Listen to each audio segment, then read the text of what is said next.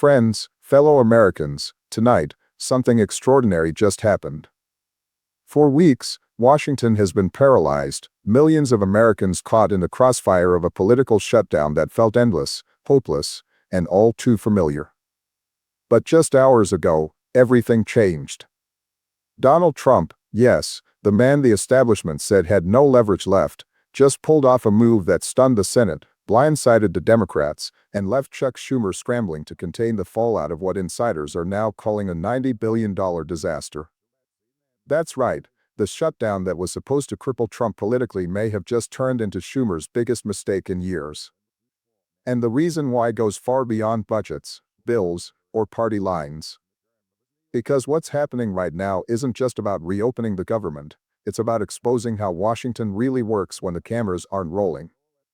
Here's what they're not telling you: this shutdown was never about policy. It was a test of control, a game of power disguised as a fight for principle. Schumer's team believed they had Trump cornered. They thought if they could hold out long enough, public pressure would break him. They bet everything: political capital, donor confidence, and billions in spending leverage, on the idea that the White House would cave first. But Trump didn't cave. He waited. He watched. And when the moment was right, he flipped the board completely. Reports from Capitol Hill reveal that behind closed doors, Trump's negotiators had been working on a back-channel deal, not with Schumer's camp, but with moderate Democrats desperate to end the bleeding. These lawmakers, facing collapsing approval ratings in their home states, quietly began drafting a proposal that bypassed Schumer entirely. They didn't announce it. They didn't tweet about it. But they leaked it, strategically, and within 48 hours, the momentum shifted. When Trump stepped to the podium today and declared that the stalemate is over, he wasn't boasting, he was delivering the final blow in a political chess game Schumer didn't even realize he was losing. Because the deal that ended this shutdown didn't come from Democratic leadership, it came around them. And it exposed the one truth every Washington power player fears most: that control is an illusion. So what's the $90 billion disaster everyone's talking about? It's the price tag of the concessions Schumer agreed to behind the scenes to save face. Infrastructure funds reallocated, spending promises made to governors, last-minute appropriations slipped into the agreement, all designed to claim victory while quietly admitting defeat. It's a fiscal ticking bomb that will haunt his party for years. But here's the twist. According to insiders close to the negotiations, Schumer thought he was playing a short-term game: trade money for optics, take the loss privately, spin the story publicly. What he didn't realize is that Trump's team had already set the trap. The deal documents, the very same ones Democrats signed to reopen the government, contain provisions that dramatically weaken their negotiating power for the next fiscal year. Buried language that limits spending leverage, restricts discretionary authority, and shifts budgetary control toward executive agencies. In other words, while Schumer was declaring victory on camera, Trump was quietly rewriting the rules. This isn't just a political skirmish, it's a strategic realignment. The shutdown was the stage, but the real play was the budget. And tonight, that play is complete. You can already see the fallout. Democratic staffers are furious. Senate aides are calling this the worst internal communications failure in a decade. Anonymous quotes are flooding the press. Some are even blaming Schumer directly, accusing him of arrogance, of underestimating Trump's endurance, of believing the old rules of Washington still applied. But they don't anymore. Because here's the reality: Trump isn't playing politics the way his predecessors did. He's weaponizing dysfunction, using chaos as a tool to reveal just how broken the system has become. Every time Washington descends into gridlock, he finds a way to walk out looking like the only one willing to end it. And that's the secret. That's the playbook no one saw coming. Schumer's $90 billion mistake isn't just about money, it's about momentum. He handed Trump a narrative that the Democrats overplayed their hand, that they cared more about optics than outcomes, that when push came to shove, they folded. And narratives, in Washington, are worth more than any line item on a budget. Behind the scenes, panic is spreading through Schumer's ranks. Donors are asking for explanations. Allies in the Senate are questioning his leadership. Some are even whispering that the party needs a strategic reset, Washington code for new leadership. The same insiders who used to call him the architect of resistance are now privately calling him the man who blinked. Meanwhile, Trump's inner circle is celebrating. Advisors close to him describe this as a surgical strike, a perfectly timed maneuver that not only ended the shutdown but exposed the Democrats' weakness heading into the next election cycle. One aide reportedly said, he didn't need to win the fight. He just needed them to lose control of the story. And that's exactly what happened. Now, as the dust settles, the question is simple but haunting. Was this a one-time victory or the beginning of something bigger? Because if Trump can dismantle an entire shutdown, one of Washington's most powerful weapons of political leverage, without even appearing desperate, then he's learned something that terrifies the establishment. Power doesn't come from control. It comes from unpredictability. Schumer's $90 billion disaster isn't just about numbers. It's about the collapse of an old political order that still thinks rules matter in a game that no longer follows any. Stay with me, because in the next part, we're going to break down exactly how Trump flipped this shutdown from weakness to dominance, who helped him do it from inside the Democratic ranks, and why this moment might mark the quiet beginning of a total shift in American political power.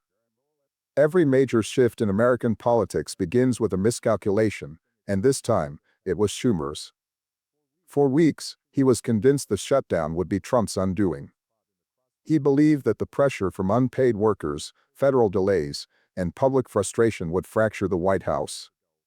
But Trump didn't panic. He waited, and in that silence, he found his power. What the media didn't show you was how deliberate that waiting game was.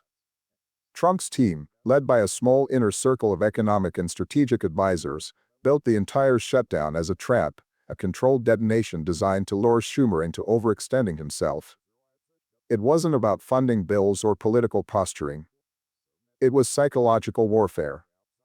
Schumer's base wanted confrontation. They demanded that Democrats stand firm, that they refuse compromise. Schumer obliged, not out of conviction, but out of fear of losing the progressive wing he had already alienated after months of internal backlash. What he didn't realize was that Trump's silence wasn't weakness, it was bait. Every day Schumer refused to budge, the shutdown became less about policy and more about personality. The longer it dragged on, the more the public stopped seeing principles and started seeing dysfunction. Then Trump made his move.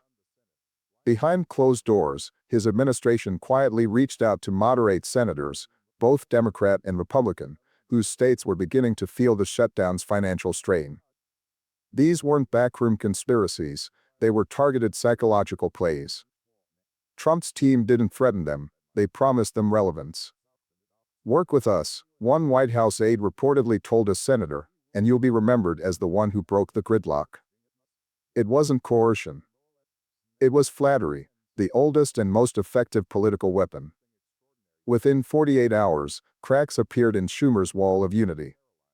Senators from vulnerable states began hinting at compromise, pushing for temporary reopening bills, signaling to the press that Americans are tired of this fight. Those signals weren't random. They were coordinated, seeded to test the temperature of public opinion before Trump acted. Then came the press conference. When Trump walked onto that stage, his team already knew what the numbers showed, that public anger had begun shifting away from the White House and toward Congress. The story wasn't Trump's shutdown anymore. It was Washington's failure. And Trump, ever the showman, exploited that shift perfectly.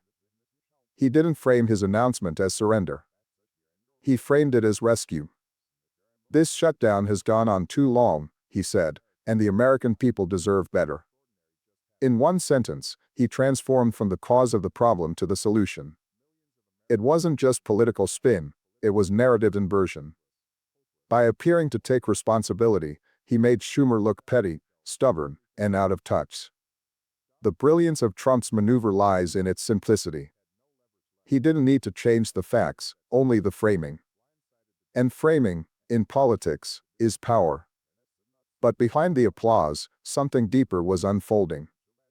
Analysts who reviewed the final shutdown agreement discovered clauses buried in the fine print, technical adjustments that effectively stripped the Senate of several procedural powers for the next fiscal session.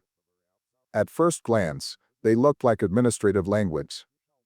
But in practice, they tilted budgetary control toward the executive branch, granting Trump's administration greater authority over how and when funds could be allocated.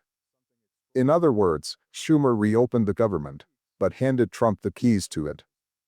That's the $90 billion disaster everyone's whispering about. Because while the public sees the end of a shutdown, insiders see the beginning of a power shift. Billions in discretionary funds have been redistributed to executive departments under the banner of emergency efficiency. Infrastructure funds meant for local development are now tied to federal approval, giving Trump the ability to delay or greenlight projects at will. For Schumer, it's catastrophic. The very mechanism he used to pressure Trump, fiscal leverage, is gone. And the consequences are just starting to ripple. Multiple Senate staffers, speaking anonymously, have described the mood inside Schumer's camp as grim. One senior aide said bluntly, "We walked right into it. We thought he was desperate, but he was patient. He waited for us to break our own hand." And that's exactly what happened. Schumer didn't lose because he was outmatched. He lost because he was outmaneuvered. He fought the last war while Trump was already waging the next one. While Democrats scrambled to control the headlines, Trump focused on controlling the mechanisms beneath them. While Schumer gave speeches about moral duty, Trump rewrote policy language that would determine who actually holds power for the next year. The shutdown wasn't chaos, it was choreography. And perhaps the most revealing part of all, Schumer's allies didn't even realize it until it was over. You see, the modern political battlefield isn't Congress anymore. It's the narrative itself. It's the ability to dictate how people perceive action. Trump understood that. Schumer didn't. And when perception shifts, reality follows. That's why, tonight, Trump's allies are calling this a strategic reset. The old guard, the Schumers, the Pelosi's, the lifelong operators who rely on ritual and hierarchy, are learning the hardest truth of all: unpredictability is the new power. And Trump, for all his flaws, has mastered it like no one else. As one senior official from the opposing party quietly admitted, he doesn't play by the rules because he doesn't believe there are any left. And maybe, he's right. Because in Washington today, rules don't matter, results do. And for better or worse, Trump just delivered one. The shutdown is over. The government is back. But something fundamental has shifted. Trump didn't just end a political standoff, he rewired the board it was played on. And if Schumer's not careful, that $90 billion price tag might not just represent a fiscal loss. It might mark the moment his empire of influence finally began to crumble. In Washington, power doesn't disappear, it migrates. When one side loses control, that control doesn't vanish into thin air. It shifts, quietly, invisibly, to whoever understands how to harness chaos.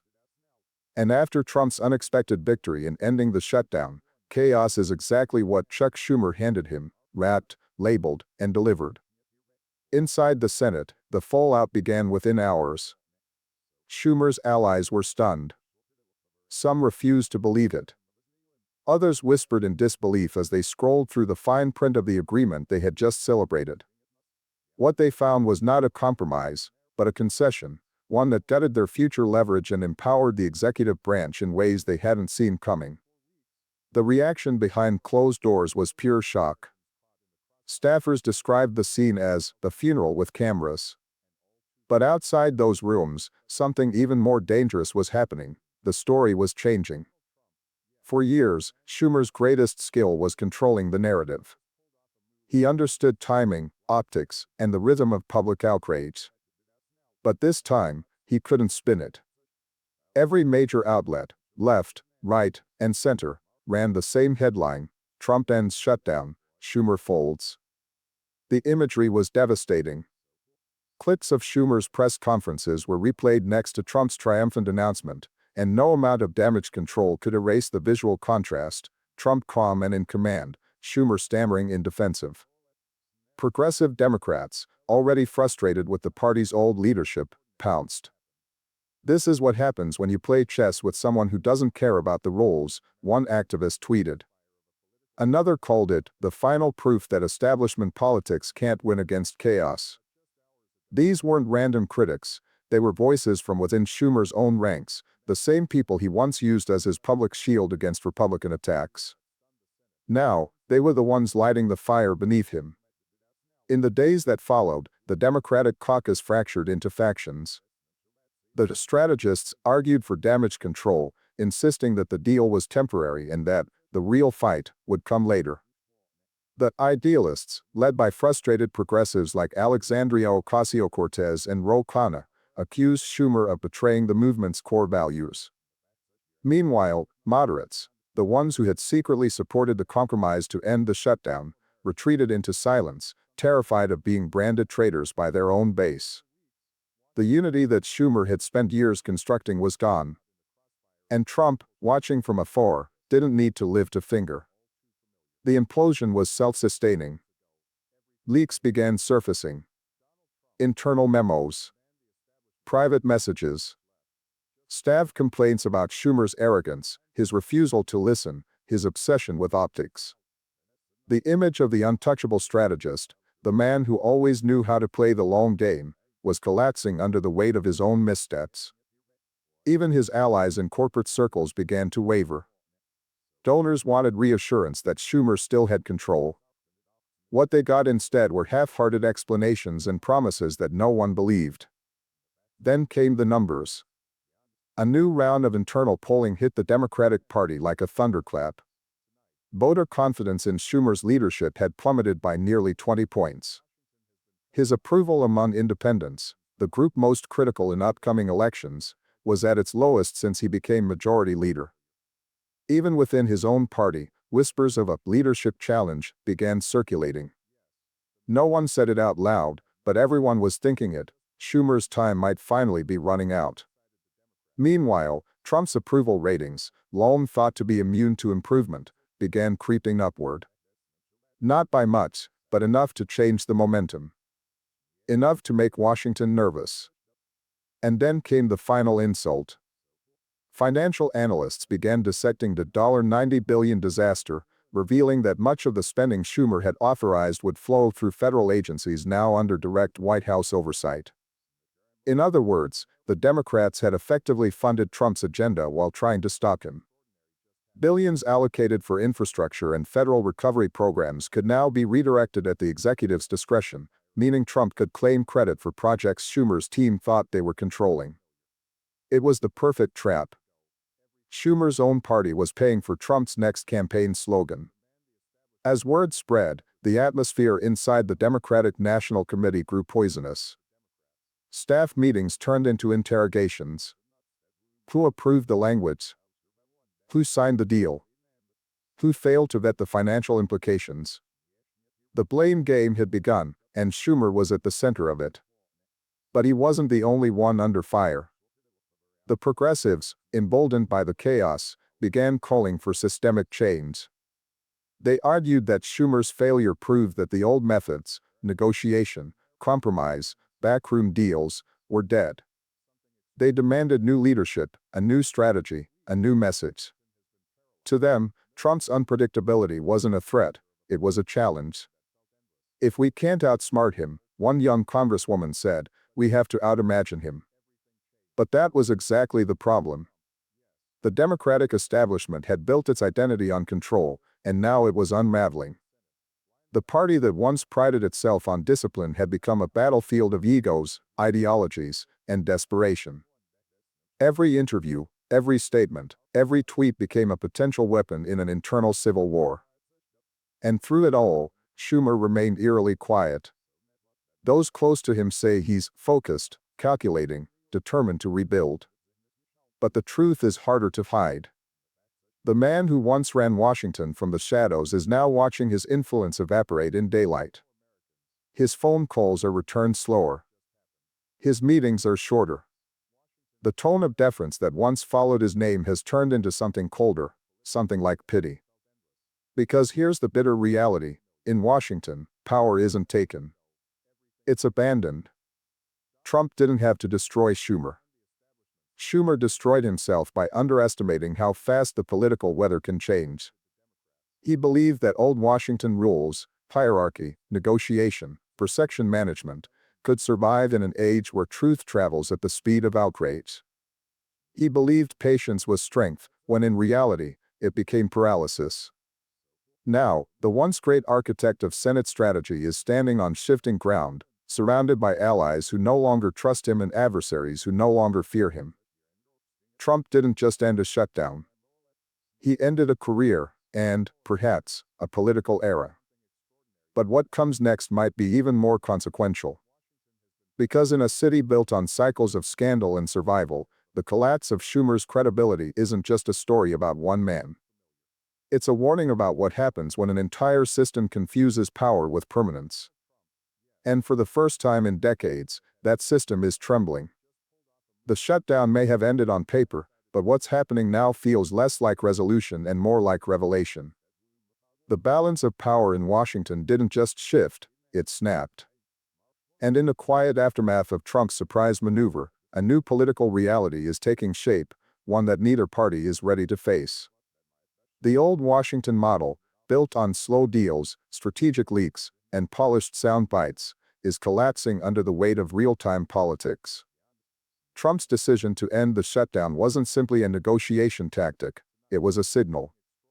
A signal that control no longer belongs to the people who understand the rules, but to the people who can break them publicly and survive.